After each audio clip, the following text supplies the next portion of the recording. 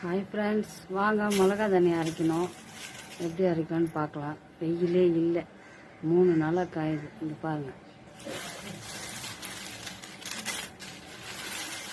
காஞ்சிச்சு, ஓரளவுக்கு காஞ்சிச்சு. இப்போ வறுத்துட்டு அரைக்க போகிறேன். இப்போ கடாய் நல்லா காஞ்சிச்சு. முடிச்சு வச்ச கருவேப்பிலையை போட்டுக்கலாம். ஏன்னா கருவேப்பிலை வெயில் இல்லை, வெயில் சொல்ல கொஞ்சம் காய வச்சுருவேன். வெயில் இல்லை, சரி, அதனால அப்படியே நம்ம எல்லாத்தையும் வறுக்கிறோம். அதில் வறுத்துக்கிட்டோம். வெயில் இருந்தால் அதிலே போட்டு காய வச்சுக்கலாம்.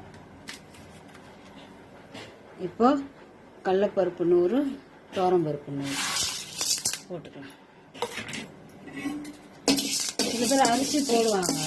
அரிசி போட்டால் நுரைக்கு நான் போட மாட்டேன். உளுத்தம்பருப்பும் போட மாட்டேன். எங்கள் வீட்டில் எல்லாரும் காரம் கொஞ்சம் கம்மியாக தான் சாப்பிடுவாங்க. எங்கள் வீட்டில் எப்படின்னு தெரியல. 1 கிலோ மிளகா, 1 கிலோ தனியா, 1 கிலோ மிளகா, 1 கிலோ தனியா, துவரம்பருப்பு இதுவும் 75 கிராம் போட்டுருவேன். நல்லா வறுக்கணும். அப்புறம் வெந்தயம், கடுகு, இப்போ சீரகம், வெந்தயம், மிளகு, சோம்பு, சீரகம், இது கடுகு, சாரி. இப்போ ஒன்று ஒன்றா போட்டுருவோம்.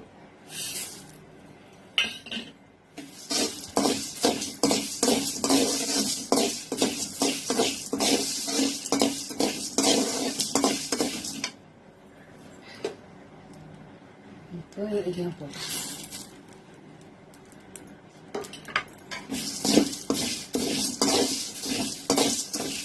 இப்போ நல்லா பாருங்க, வதங்கிடுச்சு. பொன்னிறமாக வந்தால் போதும்.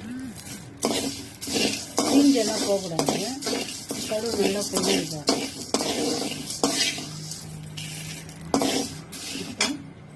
இப்போ ஸ்டவ்வை ஆஃப் பண்ணிடலாம்.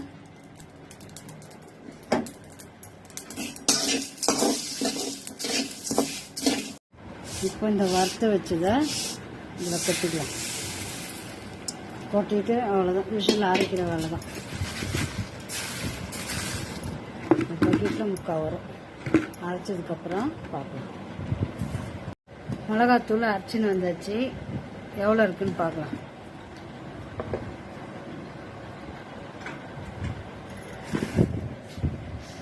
சரியான வாசனைங்க, செம்ம வாசனை. கருவேப்பிலை போட்டால் நல்லா வாசனையாக இருக்கும். நீங்களும் அரைங்க, ட்ரை பண்ணுங்கள், சப்போர்ட் பண்ணுங்கள், வீடியோவை பாருங்கள். இன்னொரு வீடியோவில் பார்க்கலாம். பாய்.